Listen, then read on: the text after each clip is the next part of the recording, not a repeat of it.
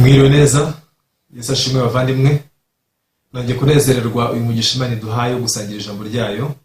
Akanya n'akanya keza duhawe ko kugira ngo twongere tusabane binyuze mu ijambo ry'Imana. Tumaze iminsi turimo kwiga ku bijyanye n'ivugabutumwa rya Yesu. Uyu munsi turagira ngo dukomeze n'irindi somo rindi. Reka tubanze dusenge mbere ko dutangira. Nyagasani Imana yacu turagushimye, tugushimiye ubuntu bwawe no kugira neza kwawe. Urukundo rwawe Nyagasani ntabwo rurondoreka, kubera ko n'urukundo rutagira ikiguzi, n'urukundo rutagira icyo ruduca.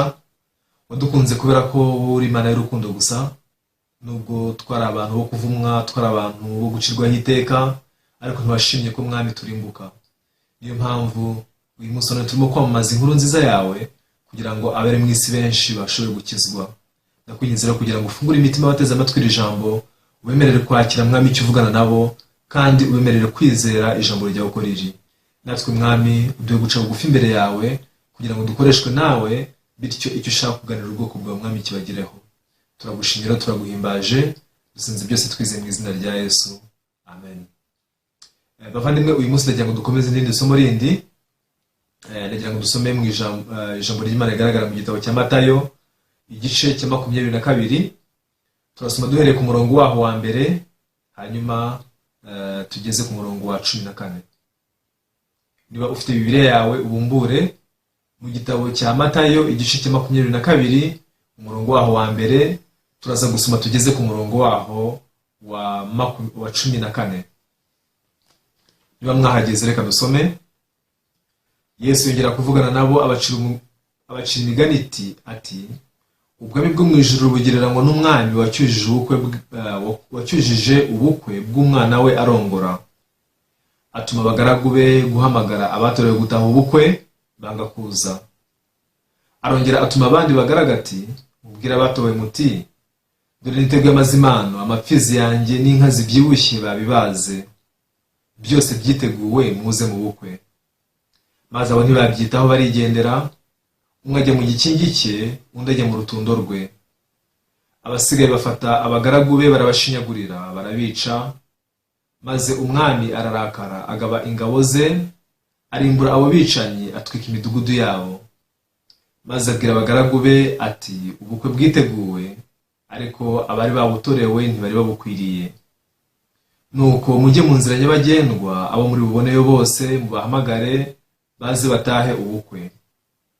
Abo bagaragu barasohoka bajya mu nzira, bateranya abo babonye bose, ababi n'abeza. Inzu yo gucyurizamo ubukwe yuzura abasangwa. Umwami yinjiye kureba abasangwa, abonamo umuntu utambaye umwenda w'ubukwe. Aramubaza ati mugenzi wanjye, niki gitumye winjira hano utambaye umwenda w'ubukwe? Nawe arahora rwose. Maze umwami abwira abagaragu bati nimumubohe amaboko n'amaguru, umujugunye mu mwijima hanze, niho bazaririra bakahekenyera amenyo. Kuko abatowe ari benshi, ariko abatoranijwe bakaba bake. Yesu ashimwe bavandimwe. Nezera no kubona uyu mwanya nk'uyu ngo gusangira ijambo ry'Imana namwe. Nanone Imana tugira ubuntu muri iyi minsi, turimo gusangira ijambo ry'Imana kandi tugatahura umutima w'Imana, bityo tukabasha kubaho mu byishimo no mu kiruhuko kidashira. Shimira Imana cyane ko nubwo nari umuntu ugomeye Imana, nubwo nari umuntu wari kure cyane y'Imana, Imana yashimye kumishirira ubutumwa bwiza. Kuva namenye ubwenge, nari umuntu wihagararaho cyane, nari umuntu wizera ibitekerezo byanjye cyane, kandi nari umuntu wumva ko igihe cyose nashaka kwizera Imana nayizera, igihe cyose nashaka kugorora ubuzima bwanjye bw'umwuka nabugorora, igihe cyose nashaka icyo nashaka cyose nagikora, igihe cyose nabishyizeho umutima. Uyu munsi wa none hari n'abantu benshi bagitekereza batyo, bati umunsi nziyemeza ngatandukana n'ibyaha nzabireka burundu, umunsi nziyemeza kureka ingeso mbi n'ibibi byose nkora nzabireka burundu. Icyo gihe nzafata icyemezo cyo kwizera Imana no kwikorera ntakora ibibi. Abantu benshi bapfa gutekereza gutyo gusa mu buryo bworoshye, ariko ikintu gikomeye cyane navuga ko Imana yafashijemo no gutahura yuko intekerezo mbana nazo ni intekerezo zipfuye. Kwibwira kwanjye no kwibwira gupfuye. Ni ukuvuga ngo mu kwiyemeza kwanjye ntabwo harimo ubushobozi, ntabwo harimo imbaraga. Burya kwifuza ni ikintu kimwe, ariko no gushobora ni ikindi gitandukanye. icyo abantu batazi rero ni uko babana n'ubushake n'ibyifuzo byo gutandukana n'icyaha no gukiranuka, ariko ntibajya bamenya ko nta bushobozi bwo kubisohoza bagira. Nanjye uko niko nari meze. Najyaga avuga ndacyari muto, nkeneye kwirezeza mu buzima bwanjye, reka mbeho ko nishakiye ntacyo, ndohore ibyaha, nkora ibyaha nta kibazo. Ariko umunsi nafashe icyemezo, umunsi niyemeje kwizera Imana, nkatandukana n'ibibi, mbese nkiyegurira iby'Imana, rwose sinzongera gucumura, nzajya mbaho nkiranuka gusa, nkora ibyiza gusa. Gusa igitangaje ni uko umunsi nk'uwo ntiwigeze ubaho mu buzima bwanjye. Ubwo natangira kujya mu rusengero, ubwo natangiraga kujya mu by'Imana, nasanze umutima wanjye ntawe utandukanye n'uko wari umeze mbere. Nkiri umupagani, numvaga ndi umunyabyaha mu mutima wanjye, numvaga ko ndamutse mpfuye narimbuka. Ariko ntangiye no kujya mu rusengero, mazemo nk'umwaka umwe, imyaka ibiri, imyaka itatu, n'ubundi umutima wanjye wakomeje kwishinja ibyaha, nakomeje kwibonaho intege nke, nakomeje kumva ko ndamutse ncira urubanza ako kanya narimbuka nkajya mu muriro n'ubundi. Bivuze ngo umutima wanjye mbere na nyuma ntaho byari bitandukaniye. Abantu benshi rero usanga uko kwizera ari nako bahagazemo, aho bavuga bati amategeko y'Imana ndamutse nyashyizeho umutima wanjye wose, nkemera kwigomwa, nkemera kureka ibinezeza by'isi, nkemera kureka irari n'iraha ry'isi, byanze bikunze nakubahiriza amategeko yose y'Imana nkayikiranukira. Ariko reka nkubwire ngo uko ni ukwibeshya. Yego ubwo bushake urabufite, ibyo byifuzo urabifite, ariko kugira ibyifuzo no kugira ubushobozi ni ibintu bibiri bitandukanye. Ku giti cyanjye ubwo nageragezaga, ubwo niyemezaga ibyo ngibyo, n'ubundi byarananiye, ibya sinashoboye kubicikaho. N'igihe niyemezaga kujya mu rusengero, ni handi nakomeje kubikora. Nubwo niyemezaga kubireka, ariko igihe cyose nahoraga mbisubiramo. Bivuze ngo icyo nari mfite ni ubushake gusa, ni ibyifuzo gusa byo gukiranuka, ariko ubushobozi ntabwo. Nta muntu utifuza kuba umukire. Abantu bose bifuza kuba abakire, bakaba abamiliyoneri, bakaba abamiliyarderi.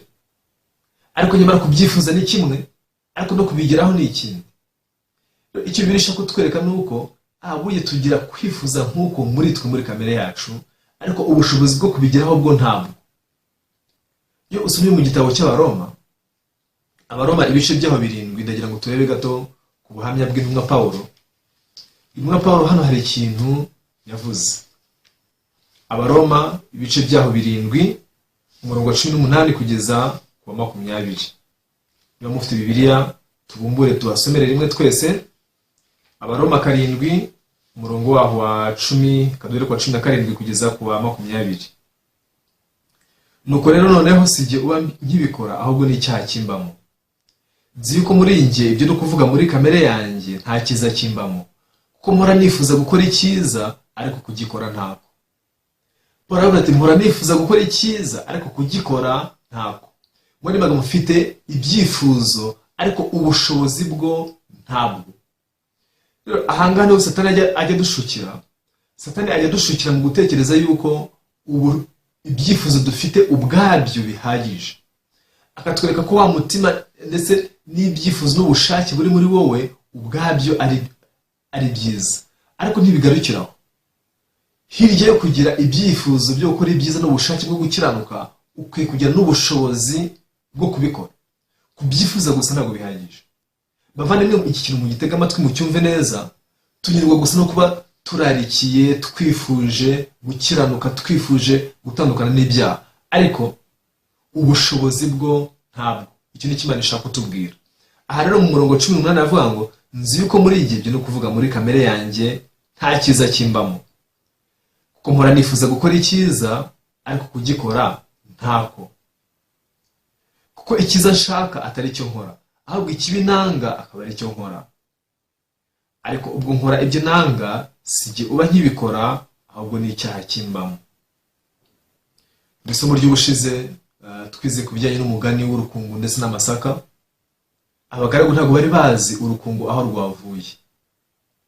Kubw'iyo mpamvu bagombye kujya kubaza shebuja. Shebuja arabahishurira ati burya cyagiye mwari musinziriye ntimubizi, ariko burya umwanzi yaraje, umwanzi yarabateye, araza nuko agira gute abiba urukungu mu murimo wacu. Atari ko mwitonde mubireke, nzi icyo rwa rukungu nzarukorera. None ahangaha natwe barimo kutubwira ngo ubwo nkora ibyo nanga sijya nkibikora, ahubwo ni icyaha kimbamo. Hariho icyaha kiba muri njyewe kintera gukora ibibi nubwo mba ntabishaka. Niyo mpamvu rero icyo cyaha sifite imbaraga zo kugira gute zo kukinesha. Icyaha bitewe nuko ari imbaraga za Satani, sifite ubushobozi bwahangara imbaraga n'ubushobozi bwa Satani. Ndi umunyantege, Imana ntacyo nshoboye. Umuntu wese utahuye ibyo ngibyo, Imana ibasha kumurwanirira. Ubu ni umurimo ukomeye cyane avuga ko Imana yakoreye mu buzima bwanjye. Umugisha Imana yampaye no gutahura yuko icyo mbana nacyo ni icyifuzo gusa, ni icyifuzo cyo kuba umukiranutsi, ni icyifuzo cyo kuba uwera, ariko ubushobozi bwo kubigeraho bwo ntabwo ugira. Kubw'iyo mpamvu ukeneye gusanga Yesu Kristo. Kubw'iyo mpamvu ukeneye guhura na Yesu Kristo, kubera ko Yesu ufite imbaraga zo kurwanya icyaha, Yesu ufite imbaraga zo kurwanya Satani n'ibishuko bye byose. Bavandimwe, mu gihe tuganira ku bijyanye n'ivugabutumwa rya Yesu, ni iryo nta kindi. Ivugabutumwa rya Yesu rigizwe n'ibintu bibiri. Ikintu cya mbere ni ukumenya ngo njyewe sinshoboye, ariko Yesu Kristo we arashoboye. Nk'uko Pawulo yavuze hano, yagira ati mpora nifuza, ngo ariko kubigeraho byo ntabyo byarananiye. Mpora nifuza gukora ibyiza, ariko byarananiye. Mpora nifuza kureka ibibi, ariko mpora nisanga nabikoze. Kubw'iyo mpamvu rero, umuntu ugeze ahantu nk'aho ngaho aba ari mu mwanya mwiza wo kuyoborwa kuri Yesu Kristo. Ariko nutekereza uti Mana, igihe kimwe nge nzafata icyemezo, igihe kimwe nziyemeza mu mutima wanjye kandi nzabikora, rwose uri kure cyane yo guhura na Yesu Kristo. Satani azakubeshya ko wahuye na Yesu, azamukubwira pe, azakubwira Yesu Kristo, akubwire ko ari Emmanuel, akubwire ko ari uw'i Nazareti, akubwire ko ari umwana w'Imana, azaguha kumumenya wese, ariko ntabwo azaguha kumenya Yesu w'ukuri. Azaguha kumenya Yesu wabaringa, Yesu utari uw'ukuri, utabasha kweza ibyaha byawe, utabasha kugutunganya. Kubera ko igihe cyose wumva ko izo nshingano ari izawe, ko ugomba gufata icyemezo, nk'uko twajyaga tubyigishwa kenshi, fata icyemezo ureke ibyaha, guhera uyu munsi wiyemeze n'umutima wawe. Ibyo gufata icyemezo no gufata izo nshingano, ibyo si ubutumwa bw'Imana. Ahubwo icyo Imana itubwira ni uko icyo tubana nacyo ni ibyifuzo gusa, ariko ubushobozi bwo ntabwo wakwiyemeza ngo nabishobore. Nicyo cyatumye Yesu aza muri iyi si. Yesu Kristo nk'umukiza yaje kubera ko ibyo twifuza n'ibyo turarikira n'ibyo dushaka ntabwo tubasha kubigeraho. Kubw'iyo mpamvu yaje bituzaniye nk'impano. Yesu yatuzaniye impano yo gukiranuka ivuye mu ijuru. Yesu yatuzaniye impano y'ubutungane ivuye ku Mana. Yesu yatuzaniye gukiranuka no kwera bivuye mu ijuru, bivuye ku Mana, abiduha nk'impano, abiduha ku bw'ubuntu bwe. Niyo mpamvu bitubwira ngo mwakijijwe n'ubuntu kubwo kwizera. Dusoma mu gitabo cy'Abefeso ibice 2:8, aravuga ngo mwakijijwe n'ubuntu kubwo kwizera. Ntibyavuye kuri mwe, ahubwo ni impano y'Imana. Ntibyavuye no ku mirimo kugira ngo atagira umuntu n'umwe wirarira. Impano ni ikintu gitangirwa ubusa. Uramutse umpaye wenda impano tuvuge y'isaha, ubundi ukambwira uti iyi saha ubusanzwe igura 100,000, ariko mpfa kumamo 10,000 gusa. Urumva ko ari kimwe cya 10. Mpamo 10,000, sindi kwishyuza 100,000, 10,000 byonyine gusa. Iyo ntago yabikira impano. Nubwo wavuga uti iyi saha ifite agaciro k'100,000, ariko mpamo 1,000 gusa. Yewe nawe yakwishyura 1,000 cyangwa se igiceri cy'ijana, iyo ntago yabikira impano. Impano ni ikintu gitangiye ubuntu, ni ikintu gitangiye ubusa nta kiguzi. Niba wumva ko uzajya mu ijuru kubera ko hari icyo wakoze, niba wumva yuko ufite inshingano zo gufata icyemezo cyo gutandukana n'ibyaha no gukiranuka ku bwawe, icyo gihe si impano y'Imana, nta nubwo ari n'agakiza k'Imana. Ko agakiza k'Imana Bibiliya iravuga ngo mwakijijwe n'ubuntu kubwo kwizera. Ntibyavuye kuri mwe, ahubwo ni impano y'Imana. Agakiza niba ari ak'Imana, kagomba kuba kagizwe n'ibyo bintu uko ari bitatu. Icya mbere ni ubuntu, ikindi cya kabiri ntibyavuye kuri wowe, ikindi cya gatatu ni impano. Impano rero ni ikintu gitangirwa ubusa, kitavuye kuri wowe, kandi ni ubuntu. Ariko niba wumva yuko ari wowe uzabikora, ari wowe uzabigeraho, ni wowe uzarwana n'icyaha, ni wowe uzifata, ni wowe uzakora ibyiza, ni wowe uzakiranuka, icyo gihe rwose ntabwo akora agakiza k'Imana, uri kure cyane yande ya Yesu Kristo. Mu ivugabutumwa rya Yesu rero, iki ni ikintu cy'ingirakamaro Yesu Kristo ashaka kutwigisha, ashaka kuduhishurira. Rero iyo usomye ahangaha muri uyu mugani, Yesu yaciye umugani w'ubukwe bw'umwana w'umwami muri Matayo igice cya 22, ni inkuru twasomye. Yesu aratangira avuga ati, ubwami bw'Imana bugereranywa n'umwami wacyujije ubukwe bw'umwana we arongora. Niba ushaka kumenya iby'ubwami bw'Imana uko bigenda, umva neza icyo Yesu Kristo arimo kuvuga hano. Yesu Kristo aragira ati, ubwami bw'Imana bugereranywa n'umwami wacyujije ubukwe bw'umwana we arongora. Byagenze bite rero? Tubanza dusobanukiwe neza ibyabereye muri ubu bukwe, byadufasha no kumva iby'ubwami bw'Imana uko bigenda. Rero Yesu Kristo yaravuze ati, umwami yacyujije ubukwe bw'umwana we, arangije atumira abantu ati, nimuze mu bukwe, muze rwose mwishimane nanjye, kandi ibintu byose byiteguwe. Ariko abantu banga kugira gute? Banga kuza mu bukwe bw'umwami. Ni ikintu kitumvikana na gusa. Bivuze ko ibyo bwami bw'Imana ntabwo ari ibintu byumvikana. Ni gute umwami nyiricyubahiro, uwo bita Nyagasani Nyiringoma, ategura ibirori nk'ibi ngibi by'ubukwe, agatumira abantu bakanga kubuzamo? Ntabwo nshobora kubyumva. Dukoresheje imvugo ya none, nyakubahwa Perezida wa Repubulika, umukuru w'igihugu, aramutse akoresheje nk'umunsi mukuru cyangwa se gahunda runaka agatumira, ntekereza ko muri miliyoni zirenga 12 zituye igihugu cyacu, umuntu wese wabona ubutumire bw'umukuru w'igihugu wese yajyayo, nta muntu wabusuzugura. Twanajya tunabyishimiye cyane. Ubwo butumire ukimara kubona, wabwereka abantu bose, abaruzi n'ikindi, dore umukuru w'igihugu yantumye, dore ubutumire bwe nk'ubu bwangezeho, nemerewe kujya mu rugo, nemerewe kwitabira ubukwe bw'umwana we. Umuntu wese yakwishimira kujyayo utitaye ku ari we, yaba ari umutegetsi nawe, yaba ari umushoramari, yaba ari umucuruzi, yaba icyo bakora cyose yagishyira ku ruhande, akitabira ubutumire bw'umukuru w'igihugu. Ariko hangana ubwo umwami yacyujije ubukwe bw'umwana we, ngo yatumiye abantu barangije banga kujyayo. Kadusome umurongo 3, Matayo 22:3, atuma abagaragu be guhamagara abatorewe gutaha ubukwe, banga kuza. Arongera atuma abandi ati, mubwire abatowe muti, dore niteguye amazimano, amapfizi yanjye n'inka zibyibushye babibaze, byose byiteguwe, muze mu bukwe. Ni ukuvuga ngo bimwe mu bintu biranga Imana, bimwe mu bintu biranga ubwami bw'Imana n'imikorere y'Imana, nuko Imana iduhamagara kuza kuri yo yaramaze gutegura ibisabwa byose. Niyo mpamvu hano umwami yavuze ngo, arongera umurongo wa 4, arongera atuma abandi bagaraga ati, mubwire abatowe muti, cyangwa se mubwire abatumiwe muti, dore niteguye amazimano, amapfizi yanjye n'inka zibyibushye babibaze, byose byiteguwe, muze mu bukwe. Rero uku niko iby'ubwami bw'Imana bigenda. Ntabwo Imana ipfa gutumira abantu gusa, cyangwa se ngo umwami apfe gutumira abantu gusa narangiza abategeka kugira ibyo bakora. Reka da, mu gihe witabira ubutumire bw'umwami, umenye ngo nta kintu ugomba gukora. Kubera iki? Kubera ko byose byakozwe, ibikenewe byose byamaze kwitegurwa. Nicyo cyatumye umwami avuga ati, dore niteguye amazimano, amapfizi yanjye n'inka zibyibushye babibaze, byose byiteguwe, nta na kimwe kitateguwe. Icyo usabwa no kugira gute? Ni ukuza gusa. Ariko ikintu gitangaje kitumvikana nuko abantu banze kujyayo. Ariko kandi ibyabaye ahangaha nabyo uyu munsi none birimo kubaho.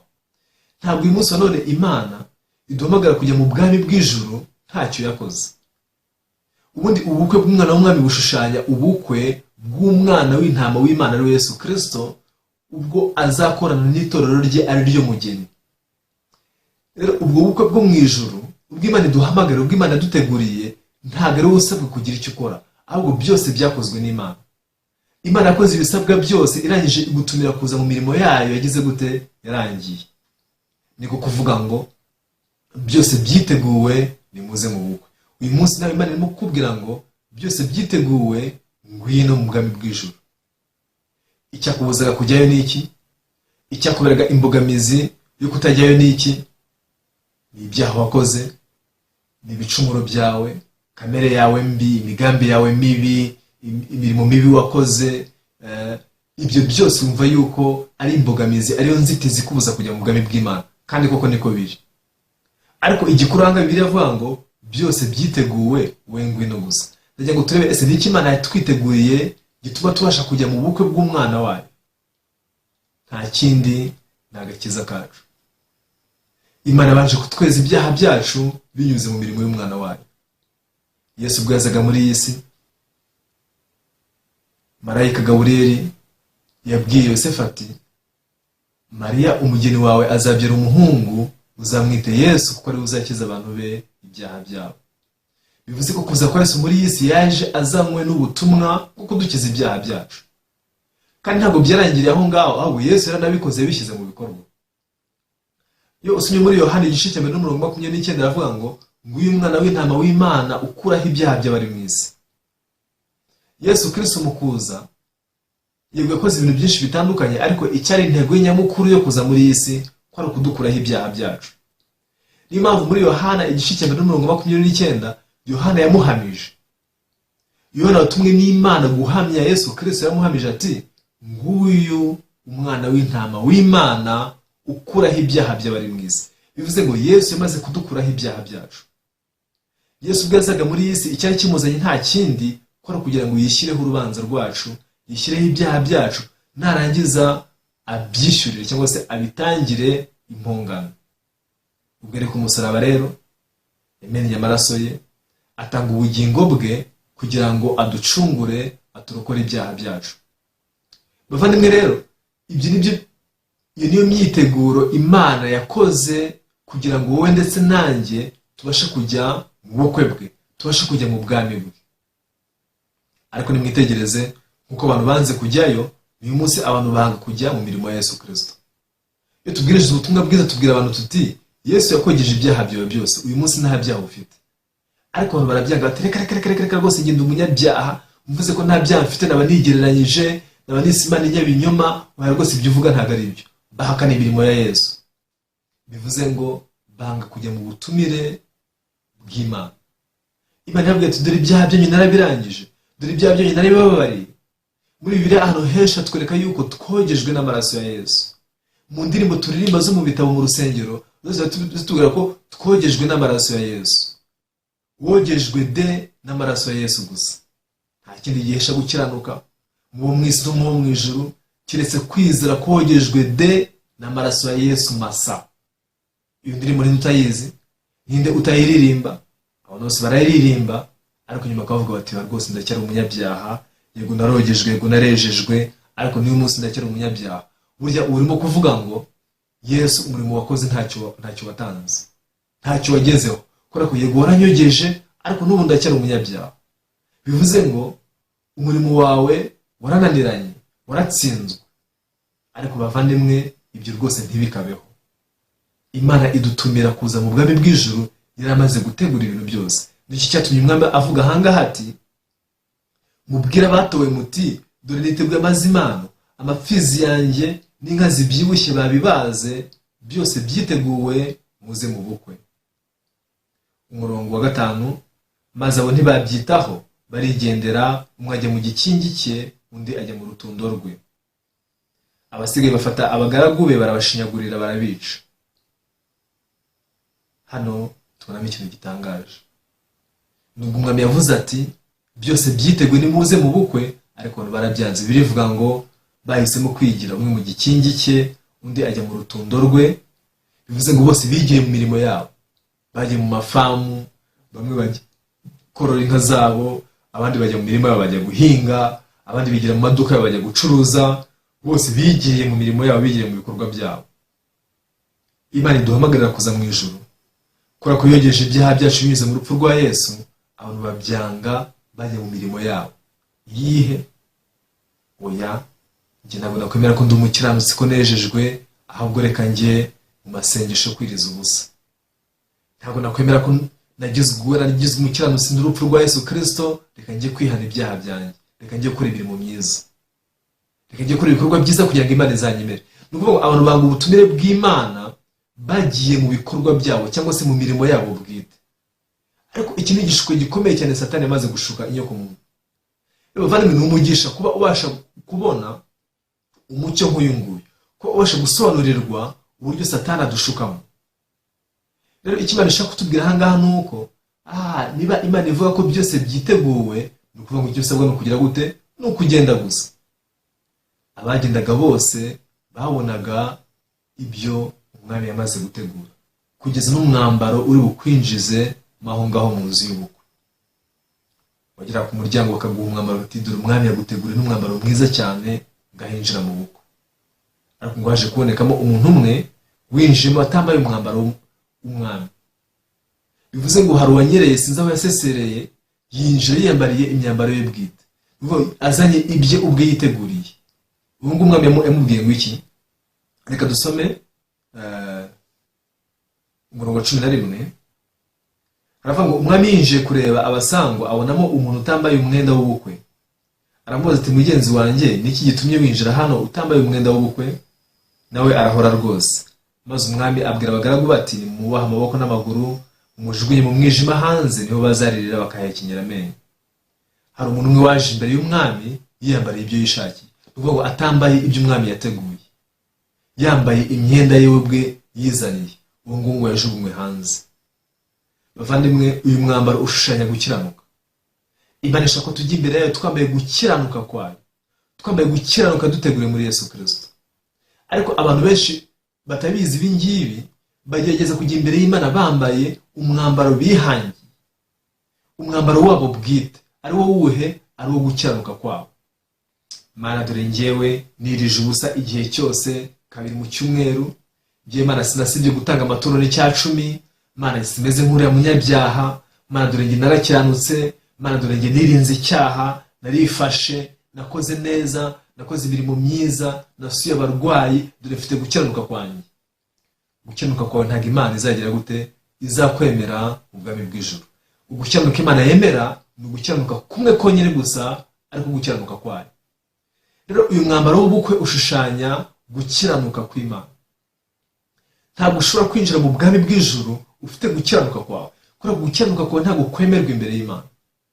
Imana ishaka ko tujya imbere yayo twitwaje gukiranuka kwayo gusa, kuko gukiranuka kwayo niko konyine gusa Imana ibasha kwemera. Kuko natangiye mbaho ubuhamya bwanjye, igihe cyinshi nanjye nabanje kubaho nizera Imana ngendera ku gukiranuka kwanjye. Mana dore naretse ibyaha najyaga nkora, naretse kunywa inzoga, naretse kunywa itabi, dore naretse kujya mu tubyiniro, dore naretse gutukana, naretse kurwana, naretse ingeso mbi. Mana dore sigaye nterana buri cyumweru cyose, rwose uko mbonye amafaranga sinsiba gutanga ituro n'10. Mana rwose tujya no gusura abarwayi mu bitaro. Dore Mana nafashije abashonji, nakoze ibi n'ibi. Mana dore ko nakoze ibyiza, dore ko naretse ibibi. Mana nyemera. Uko no gukiranuka kwawe, uko no gukiranuka kwa muntu. None se ibyo bibasha kugera mu ijuru ubwo Yesu yaba yaraziye iki koko? Ibyo ari byo byaguhesha ubugingo, Yesu yaba amaze iki? Rero mumenye neza yuko umwambaro w'ubukwe umwami yagennye abantu bakwiye kwinjirana mu nzu y'ubukwe ushushanya gukiranuka kwa Yesu Kristo. Gukiranuka kw'Imana twaheshejwe n'urupfu n'amaraso ya Yesu. Rero nkuko yandirimbo bivuga ngo nta kindi gihesha gukiranuka mu bo mwisi no mu bo mwijuru keretse kwizera ko wogejwe n'amaraso ya Yesu masa. Amaraso ya Yesu n'urupfu rwe nibyo biduhesha gukiranuka gutunganye, nibyo biduhesha gukiranuka Imana ibasha kwemera. Uyu ni umwambaro w'ubukwe Imana yateguye umuntu wese agomba kwambara kugira ngo awinjirane mu bukwe bw'umwana w'Imana. Bavandimwe rero niringiye yuko mu gihe uzaba ugiye imbere y'Imana utazitwaza gukiranuka kwawe. Ntuzitwaze umurimo wawe bwite, ahubwo uzitwaze umurimo Imana yateguye, umwambaro Imana yateguye. Reka dusoze dusoma mu Baroma igice cya 10 umurongo wa 1 ndetse n'uwa 2. Urwandiko Pawulo intumwa yandikiye Abiroma igice cyaho cya 10 umurongo wa 1 n'uwa 2 haravuga ngo bene data iby'umutima wanjye wifuza nibyo nsabira Abisirayeli ku Mana no kugira ngo bakezwe. Ndabahamya yuko bafite ishyaka ry'Imana ariko ritava mu bwenge. Umurongo wa 3, kuko ubwo bari batazi gukiranuka kw'Imana uko ariko bagerageje kwihangira gukiranuka kwabo ubwabo, bituma basuzugura gukiranuka kw'Imana. Ko Kristo ari amategeko asohoraho, kandi niwe uhesha uwizera wese gukiranuka. Hano Pawulo isengesho rye ko ari gusabira bene wabo aribo Bayuda, ati icyo umutima wanjye wifuza n'ibyo nsabira Abisirayeli ku Mana ni ukugira ngo bakizwe. Bazi ko bakijijwe ariko ntabwo bakijijwe, bazi ko bafite agakiza ariko si agakiza k'ukuri. Umurongo wa 2 ngo ndabahamye ko bafite ishyaka ry'Imana rwose ariko ritava mu bwenge, kuko ubwo bari batazi gukiranuka kw'Imana uko ariko bagerageje kwihangira gukiranuka kwabo ubwabo, bituma basuzugura gukiranuka kw'Imana. Uyu munsi wa none amadini menshi amaze kugwa muri uyu mutego. Uyu munsi wa none abakristo benshi, abizera benshi bamaze kugwa muri uyu mutego. Bazi yuko gukiranuka kwabo, imirimo yabo myiza ishobora kubahesha ubwami bw'Imana, ariko ntabwo bishoboka. Ibyo byitwa gukiranuka kwabo, ariko gukiranuka kwemerwa n'Imana kwitwa gukiranuka kw'Imana.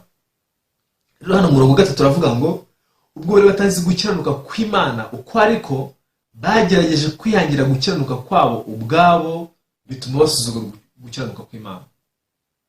Wa muntu yinjiye mu bukwe yambaye umwenda we bwite kubera ko yasuzuguye umwenda umwami yashyizeho ku irembo wahabwaga abantu bose, ariko byatumye asohorwa ajugunywa hanze ngo kuko ariho bazaririra bakahekenyera amenyo.